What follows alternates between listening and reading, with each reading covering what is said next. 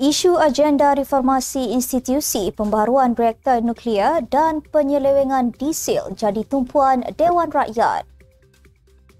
CEO GISP dan isteri didakwa di mahkamah hari ini berkait OP Global. Guan Eng cadang had pendapatan golongan T15 ditetapkan pada RM15,000 sebulan.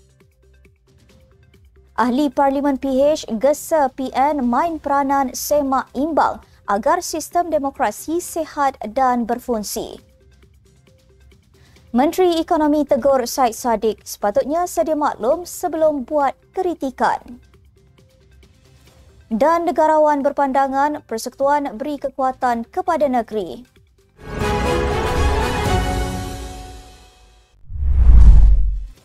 Bismillahirrahmanirrahim. Assalamualaikum dan salam Malaysia Madani. Bersama saya Asma Ismail dalam Nextstep News edisi tengah hari. Jangan lupa ikuti kami di semua platform Nextstep Malaysia.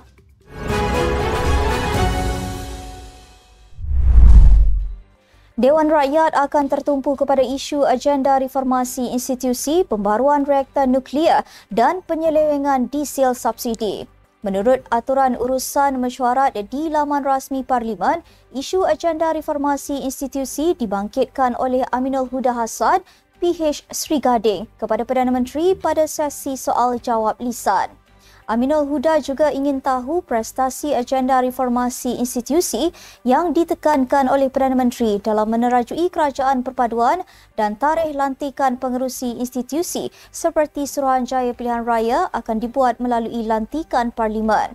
Pada sesi sama, Ahmad Amzad Hashim, PN Kuala Terengganu, meminta Menteri Sains, Teknologi dan Inovasi menyatakan rancangan kementerian untuk membina reaktor nuklear baharu dengan teknologi lebih baharu dan canggih bagi menggantikan reaktor Triga Puspati RTP yang sudah digunakan sejak 1982.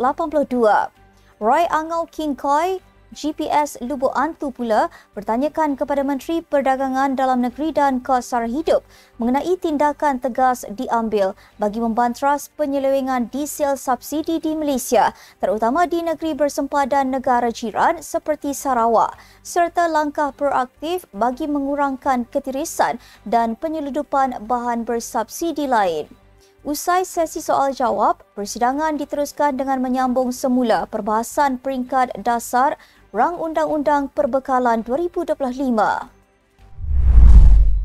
Ketua Pegawai Eksekutif GISP Nasiruddin Muhammad Ali dan isteri Azura Mat Yusof akan didakwa di Mahkamah Session Selayang mengikut Seksyen 130V-1 Kanun Keseksaan kerana menjadi ahli kumpulan jenayah terancang.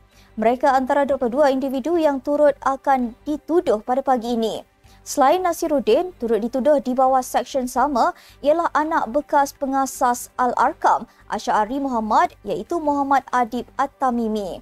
Semalam, Ketua Polis Negara Tan Sri Razaruddin Husin berkata, 22 anggota akan didakwa mengikut Seksyen 130V-1 Kanun Keseksaan kerana menjadi ahli kumpulan jenayah terancang.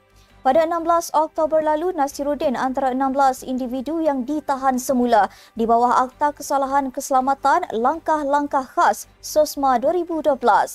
Sejak OP Global fasa pertama bermula pada awal September, sejumlah 415 individu termasuk pengurusan tertinggi GISP ditahan, manakala 625 mangsa berusia 2 bulan hingga 28 tahun berjaya diselamatkan oleh pihak polis. Ahli Parlimen Bagan Lim Guan Eng mencadangkan had pendapatan golongan T15 yang dikecualikan daripada mendapat subsidi bersasar RON95 ditetapkan pada RM15,000 sebulan. Katanya, jumlah yang ditetapkan itu perlu mencerminkan upah hidup rakyat secara inklusif. Beliau juga ingin meminta Kementerian Keuangan untuk mendedahkan butiran setiap cukai yang dicadangkan dalam Belanjawan 2025 supaya mendapat gambaran percukaian yang lebih komprehensif. Beliau berkata demikian ketika sesi perbahasan peringkat dasar Belanjawan 2025 di Dewan Rakyat pada Selasa. Perdana Menteri Datuk Seri Anwar Ibrahim ketika membentangkan Belanjawan 2025 pada Jumaat lalu mengumumkan beberapa subsidi untuk golongan T15 dikurangkan. Sementara itu, Guan Eng yang juga bekas Menteri Keuangan turut mempertahankan belanjawan yang diumumkan ahli Parlimen Tambun bukan pelan Robin Hood seperti didakwa. Ahli Parlimen Pakatan Harapan PH Sim Zizin menggesa Perikatan Nasional PN memainkan peranan semak dan imbang apabila gabungan itu tidak mengemukakan bajet bayangan selepas kerajaan membentangkan belanjawan 2025 minggu lalu. Menurutnya, pembangkang wajar membentangkan belanjawan tersendiri agar sistem demokrasi sihat dan berfungsi. Menyifatkan ia sebagai amalan penting, Sim berkata, PH secara konsisten membentangkan belanjawan alternatif dari 2010 hingga 2017 sewaktu ia menjadi pembangkang sebagai sebahagian usaha semak dan imbang rancangan perbelanjaan kerajaan. Katanya, sejak 3 kali pembentangan bajet oleh Kerajaan Perpaduan, beliau masih tidak nampak pembangkang, khususnya PN, membentangkan shadow bajet. Sementara itu, Sim menyeru para wakil rakyat pembangkang yang sudah lama berkhidmat untuk menonjolkan kekananan mereka ketika berbahas di Parlimen. Sim meminta pembangkang memperbaiki kelemahan itu agar rakyat dapat manfaat daripada semak dan imbang di Parlimen. Belanjawan akan mengambil masa bertahun-tahun untuk disiapkan sekiranya setiap butiran perlu diperincikan sebelum dibentangkan. Menteri Ekonomi Rafizi Ramli berkata demikian bagi mengulas kritikan daripada ahli Parlimen Muar Syed Saddiq Syed Abdul Rahman yang mengkritik pengumuman menarik balik petrol RON 95 bersubsidi bagi golongan T15. Beliau menjelaskan bahawa cadangan belanjawan adalah penyataan hasrat dan rancangan kerajaan untuk tahun hadapan. Justru angka yang dibentangkan hanyalah unjuran dan anggaran.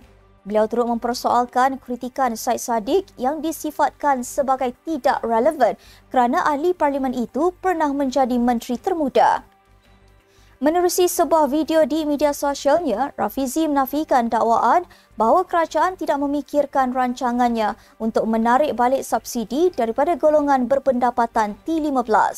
Sebelum ini, Syed Saddiq mempersoalkan kerajaan tentang butiran pengumuman berkaitan definisi kumpulan T15 yang tidak dibuat sebelum belanjawan disediakan.